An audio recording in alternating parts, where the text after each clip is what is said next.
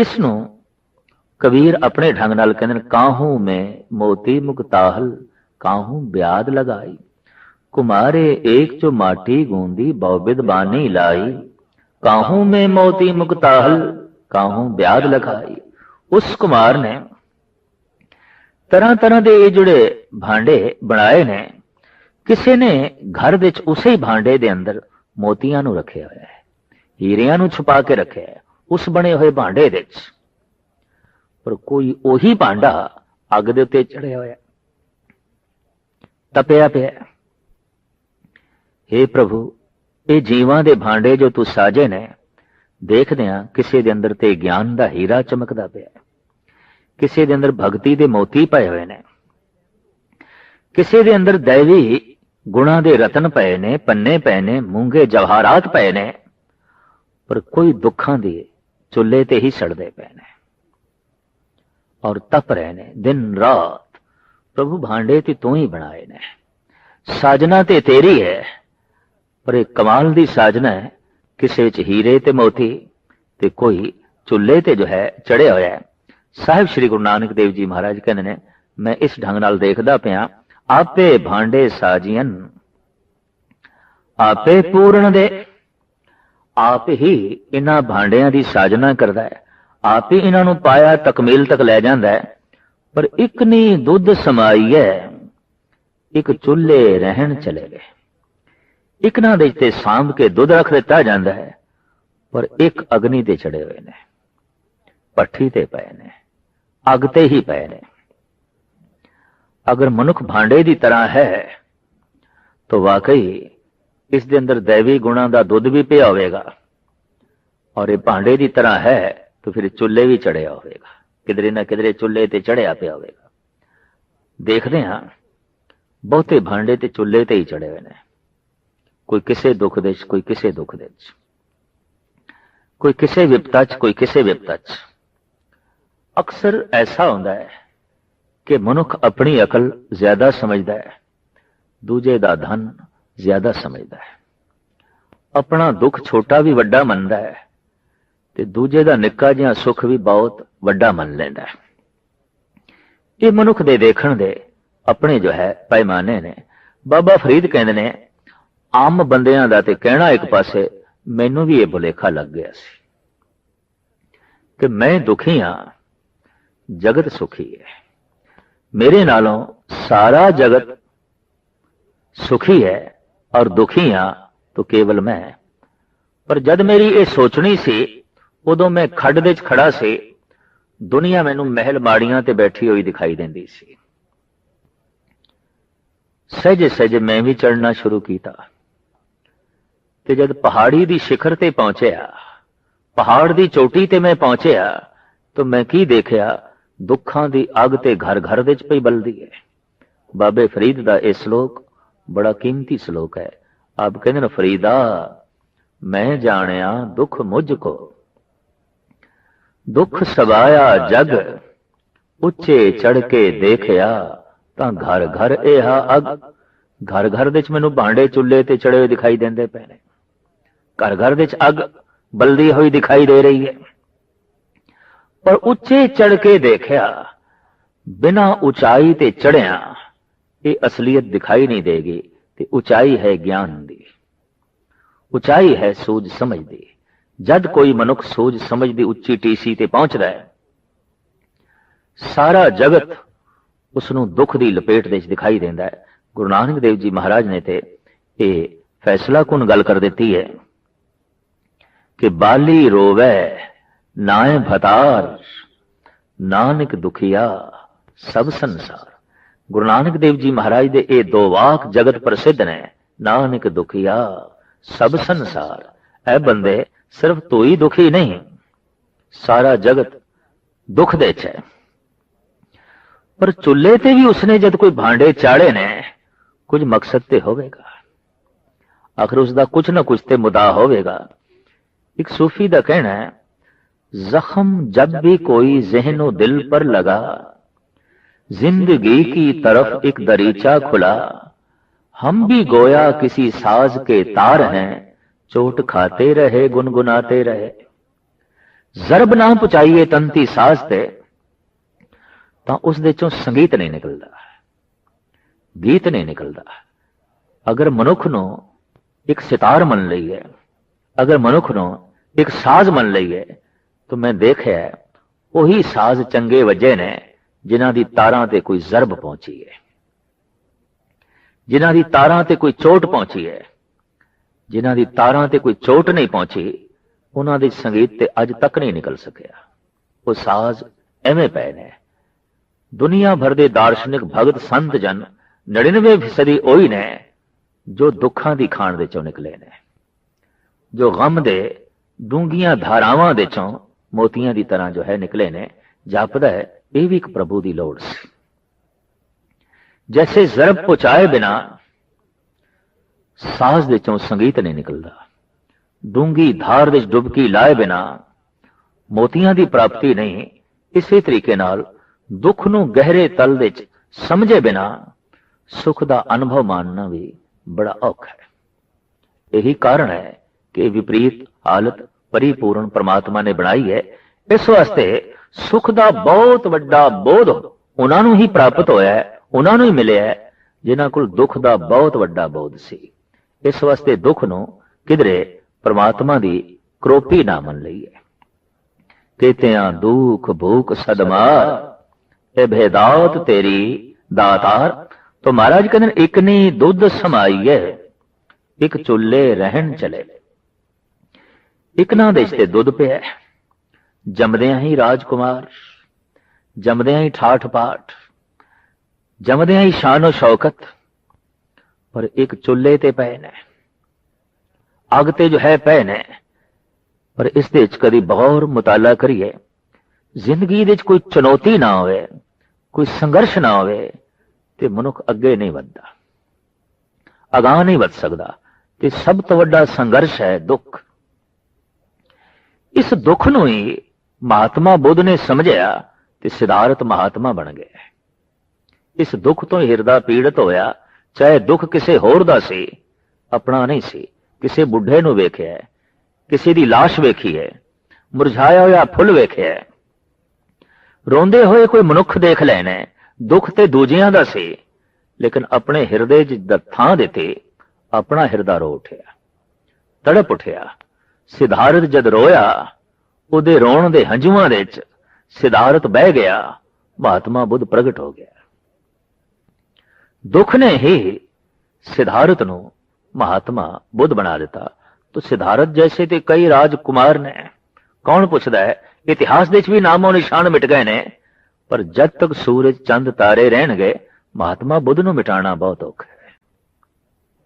हंझुआं दे नाल सिद्धार्थ मिट गया है, महात्मा बुद्ध पैदा हो गया। भावें ये भांडा चुल्ले ते चढ़िया,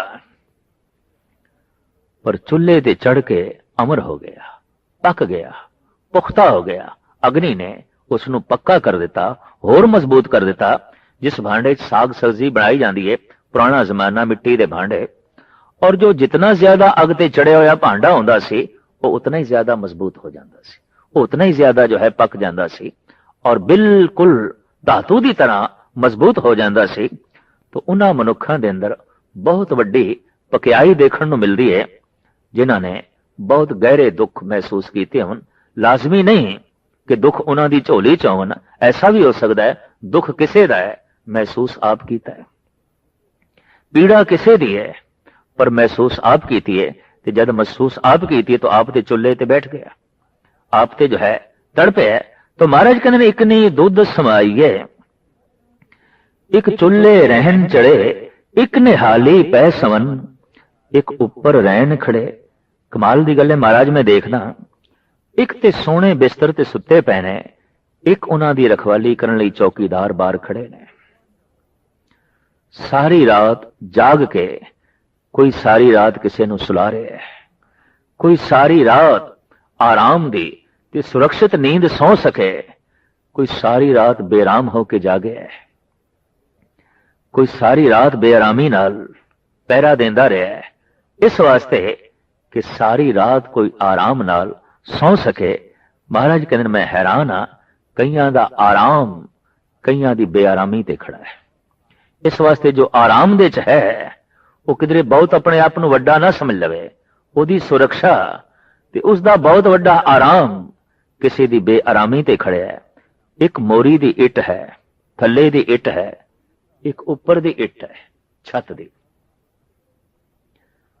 दीवार दी उपर दी इट सब तो उच्ची दी इट अगर ऐसा मान करे, ऐ इट तू सब तो थल्ले मैं सब तो उपर, इस वास्ते मैं वड्डी हां तू छोटी है, तू तो बिल्कुल थल्ले पई है जमीन ते, मैनू देख मैं आसमान तक पहुंच गई हां, मैं बुलंदियां नू छू लिया, उचाइयां नू छू लिया। पर हकीकत यह है कि कोई इट थल्ले ना होवे तो कोई इट उपर भी नहीं जा सकती।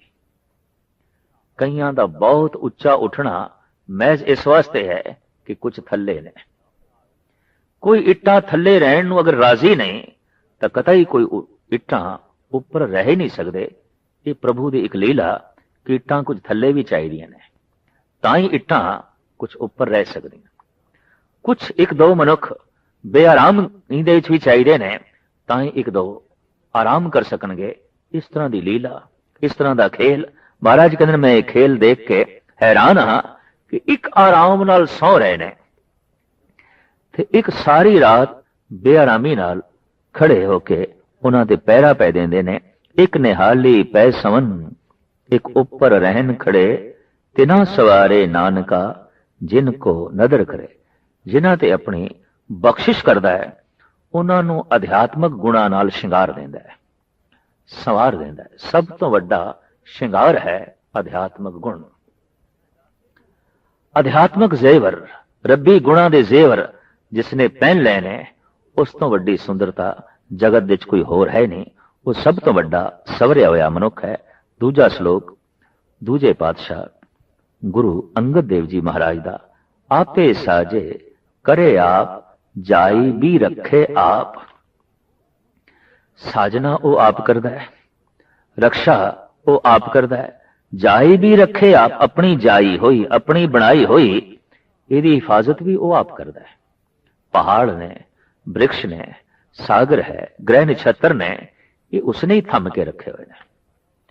ते जे इतना वड्डा पसारा उसने थम के रखे है तो ऐ बंदे तैनू भी उसने ही थम के रखे है।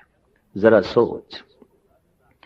ये तो कई दफा कोड किरली ऐसा सोच लेंदी है कि मैं शैतीर दे थल्ले ना हुआ तो शैतीर गिर जाएगा। कई दफा मैं ऐसा धारणा दे मनुखा नू देखदा जो सोचते ने कि शायद असी ना होइए संसार किवें चलेगा, असी ना होइए परिवार किवें चलेगा, असी ना होइए ये संस्था किवें चलेगी। पर देखण दे चाहुंदा जद वो नहीं रह जाता तो संसार तो चलता ही रहता है, परिवार तो चलता ही रहता है, संस्थावां तो चलदियां ही रहंदियां ने। इनू ही महाराज कहते ने केती गई देख बाजे बजाए, वही एक रहसी जो साचा खुदा है। आपे साजे करे आप जाय भी रखे आप, तिस विच जंत उपाय के देखे थाप उताप। ये जिहड़ी सृष्टि उसकी जाई हुई है, इस दे तरह तरह के जीवां जनता नू पैदा करके मार के उथाप के और थापना करके वो परिपूर्ण परमात्मा वेखदा है। इस कौतक नू किसनू कहिए नानका सब किछ आपे आप। हुण इस तरह की फरियाद किस ते अगों करिए कि हे प्रभु एक चुल्हे ते क्यों चढ़े ने, एक ना दे च दुध क्यों है, एक आराम दे च क्यों ने, एक बेआरामी दे च क्यों ने। महाराज कहते ने जद सारी साजना उसदी, सारी बनतर उसदी, तां किसनू कहिए नानका सब किछ आपे आप। जद आप ही वो आप है जो चुल्हे ते चढ़े है, ओदे विच भी वो आप है, और जिहदे च दुध पिया है ओदे च भी आप है। जो बेराम होके खड़ा है ओदे च भी वो आप बैठा है, जो आराम नाल सुत्ता होया है उसदे विच भी वो आप बैठा है। ते जिस दिन ऐसा प्रतीत हो जाए, महसूस हो जाए, कम से कम उस मनुख दे गिले जेड़े मुक जांदे ने। किसनू कहिए नानका सब किछ आपे आप पौड़ी। वडे कीआं वडियाइयां किछ कहना कहन न जाए। प्रभु बहुत वड्डा है, बहुत वड्डा है। किस करके वड्डा है? वडियाइयां करके वड्डा है, गुणा करके वड्डा है। पर उसदियां वडियाइयां कहण दे च नहीं आउंदियां। पूਰਨ तौर ते उसनूं बयान करना बड़ा कठिन है, बहुत औखा है। वडे कीयां वडियाइयां किछ कहना कहण ना जाए। कुरान शरीफ ने अपने ढंग नाल उसदियां वडियाइयां नूं बयान कीता है। गीता ने अपने ढंग नाल उसदे गुण जगत दे सामने रखे ने। इसी तरीके नाल असीं देखदे हां धम्मपद है, बाइबल है, वो अपने ढंग नाल प्रभु दे गुणां दा उचारण करदे ने। गुरु ग्रंथ साहिब जी महाराज दी महान ए बाणी जिस च बैठे अनंत भगत ये वख-वख ढंग नाल प्रभु दे गीत गा रहे ने, ओदे गुणां दा उचारण कर रहे ने। और गुणां दा बार-बार उचारण करना महज इस वास्ते है कि किसी तरीके नाल मनुख दे उत्ते गुणां दा प्रभाव पै जाए। जिस दिन गुणां दा प्रभाव पैंदा है उस दिन मनुख दे अंदर अदब भी पैदा हो जाता है, सत्कार भी पैदा हो जाता है। बस गुणां नूं बार-बार रिपीट करना, दोहराना इस वास्ते है कि गुणां दा मनुख दे उत्ते प्रभाव पै जाए और मनुख जीवे ईश्वरी प्रभाव हेठ। सुण वड्डा आखे सब कोए, केवड़ वड्डा डीठा होए। बहुत वड्डा है, बहुत वड्डा है। लोग सुन के ऐसा कह रहे हैं, पर किन्ना क वड्डा है अगर देखिया होवे ते आखण। अज तक उसकी पूरी दी पूरी वडियाई देखण दे च नहीं आई। देखण तो मुराद यह है कि पूरे दा पूरा दृष्टि दे च नहीं आया, पूरे दा पूरा जबान ते नहीं आ सकिया। सुन सुन के लोगों ने वड्डा उसनूं जरूर आख्या और वड्डा उसनूं जरूर अनुभव किया है, पर उहदे उरार पार दा नहीं पता चलिया। तो महाराज कहंदे ने वडे कीयां वडियाइयां किछ कहना कहण न जाए, सो करता कादर करीम दे जियां रिजक समाए। वो जगत दा करता है, कुदरत दे च रमिया होया है, करीम बख्शिंद है, दे जियां रिजक समाए ते सारे जीवां नूं रोजी देण वाला है। गुरु गोबिंद सिंह जी महाराज कहंदे ने राज़िक रहिंद है कि रोजी देहिंद है। निरा तू जीवन ही नहीं दिता, निरा तू परिवार ही नहीं दिता, निरे तू मित्र ते धन संपदा ही नहीं दिती। हे प्रभु सच ये है कि रोजी देहिंद भी तू ही है, राज़िक रहिंद भी तू ही है। तो महाराज कहते हैं वख वख जीवां नूं रोजी भी तू आप ही दे रहे हैं। ईरान के प्रसिद्ध सूफी फकीर जनाब शेख सादी साहब कहते ने गमे रोजी मखुर मजन और के दफ्तर रा के पेशे अस्तिफल एजद कल कुनद पस्ताने मादर रा। होर कोई गम करना है ते कर ले, पर रोजी दा गम ना करें, रिज़्क दा गम ना करें। क्यों? गमे रोजी मखुर मजन और के दफ्तर रा के पेशे अस्तिफल एजद कलकुनद पस्ताने मादर रा। बच्चे दा जन्म बाद दे च है, तिफल दा जन्म बाद दे च है, मां दे अस्थना दे च दुध पहले है। तो इत्थों क्यों नहीं प्रेरणा लेंदा कि रिज़्क पहले है, जनक बाद दे च है। आया तू जगत दे च बाद दे च है, पर तेरी रोजी पहले आ गई है। इसनू सतगुरु कहंदे ने पहले देते रिज़्क संभाहा, पाछे देते जन तो बाहा। जीव जंतु बाद विच पैदा होंदे ने, उन्हां दा रिज़्क पहले आउंदा है। इनू साहिब गुरु अर्जन देव जी महाराज ने भी अपने ढंग नाल बयान किया है कि प्रथमे माखन पाछे दूध मैलू कीनो साबन सूद। प्रथमे माखन मां दे अस्थन पहले ने, दुध बाद दे च है। बच्चे दा जन्म बाद दे च है, ओदी रोजी पहली है। एक बच्चे दे उत्ते ये जो नियम लागू है, वड्डे ते जवान ते पशु पक्षियां ते परिंद चरिंद ते बनस्पति ते सब कुछ ते ये नियम लागू है। उन्हां दी होंद बाद विच प्रगट होई है, रोजी पहले आई है। ते जद कोई रोजी दी चिंता करदा है, दरअसल खामखा दिल दिमाग दे उत्ते बोझ सहेड़दा है। सिर सिर रिज़्क संभाहे ठाकर काहे मन भव करया। भगत धन्ना जी ते इत्थे तक कहंदे ने पाखाण कीट गुपत होए रहता, तांचो मार्ग नाही कहे धन्ना पूरन ताहू को मत रे जिए डराई। ऐ जी भूल के भी डरी ना, पत्थर दे अंदर कीड़ा है, बाहर आने का कोई द्वार भी नहीं, पर उन्होंने अंदर ही रिजक दई जाता है। ते जिसनों ऐसी थां ते रिजक देंदा होवे वो तैनू रिजक नहीं देवेगा। तू ऐसा क्यों सोचदा है, तू ऐसा क्यों विचार करदा है? सो करता कादर करीम दे जियां रिजक समाए, साई कार कमावनी दुर छोड़ी तिन्ने पाए। मनुख आखिर ओही कार कमावदा है जो पूर्वले संस्कारां दे मुताबिक इस दे मस्तक ते लिखी होंदी है। भाव जन्म दर जन्म जो बने हुए संस्कार ने वो एक ऐसी रेखा बन जाती है कि मनुख बार बार फिर उसे च ही चलता है। ये भी एक प्रभु की नियमावली है। जप तप दे नाल पुरातन बने हुए संस्कारां नूं मिटा के नवी रेखा बनानी है ताकि सागर तक पहुंच सके। जिहड़ी पानी की रेखा विपरीत दशा च बन गई है सागर तो, सागर नाल मिलना औखा हो सकता, रस्ते च ही सुख सड़ जाए। तो साहिब कहते ने धुर दरगाहों संस्कारां दी रेखा जिन्हां दे मस्तक ते जैसी पई है वो उस तरह दी कार कमाई जा रहे ने। नानक एक ही बाहरी और दूजी ना ही जाए। महाराज कहते उस एक तो बिना और कोई ऐसी दूजी जगह नहीं जिथे मनुख मंगे फरियाद करे।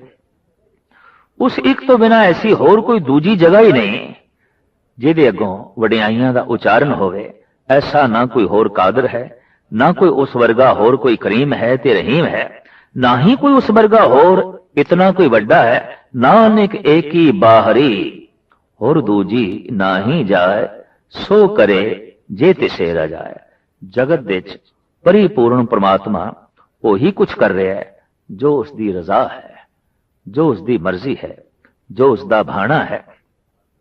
मूल उपदेश उसकी रजा दे च रहना है, उसकी मर्जी दे अनुकूल चलना है। ये आसा दीवार प्राचीन समय तो गुरु घर दे अमृत वेले गायन की जाती है। ये नाल ये शब्द जुड़ गए ने कि आसा पूर्ण करने वाली बाणी है। इस दे जिहड़े श्लोक ने, इस दे जिहड़ियां पौड़ियां ने वहम तोमात भरम मनुख दे मन च दूर कर देंदे ने। गुरु नानक दे ये बोल आसा दीवार दी ये बाणी शोले ने, ये कोई बुझी हुई राख नहीं। आसा दीवार दे श्लोकां दे सामने फोके वहम तोमात दा रहना बड़ा कठिन है और फोकियां मनोतां इहदे सामने नहीं रह सकणगियां। आदि काल तो महापुरुष ऐसा समझते रहे ने कि अमृत वेले जो आसा दीवार गायन करते ने और अमृत वेले जो आसा दीवार नूं भावना नाल सुनते ने, उन्हां दीयां सारियां ही आसावां पूरीआं हो जांदियां। उन्हां दे मन विच फिर कोई भी प्रबल इच्छा जो तनाव बन के बोझ बन के रहे नहीं रहिंदी। उन्हां दी प्राप्ति वास्तविक परमात्मा दी हो जाती है। ते परमात्मा दी प्राप्ति यह है कि सभे इच्छा पूरियां जा पाया अगम अपारा। ऐसा अगम ऐसा अपार जब आसा दीवार दी बाणी द्वारा प्राप्त हो जाता है तो अंदर कोई इच्छा नहीं रहिंदी, अंदर कोई तमन्ना नहीं रहिंदी। ये सारे श्लोक अगमी श्लोक ने, इन्हां नाल जुड़ियां हुई पौड़ियां ने 24। लेकिन इस ढंग दी भी गुरुद्वारियां च मर्यादा है कि 24 छंद भी गुरु रामदास जी महाराज दे जोड़ के पढ़े जाते हैं, जबकि गुरु ग्रंथ साहब जी महाराज दे केवल पौड़ियां ने ते ए श्लोक ने। और ये श्लोक गुरु नानक देव जी महाराज दे, गुरु अंगद देव जी महाराज दे ते पौड़ियां सारी दियां सारियां साहिब श्री गुरु नानक देव जी महाराज दियां। साहिब श्री गुरु नानक देव जी महाराज बख्शिश करन जिन्हां जिन्हां ने भी भावना नाल इस विचार नूं सरवण करना है। उम्मीद है सतगुरु उन्हां दी आसावां नूं भाग लावणगे, उन्हां दीयां भावनावां नूं पूਰਨ करनगे, पूਰਨ करनगे, पूਰਨ करनगे।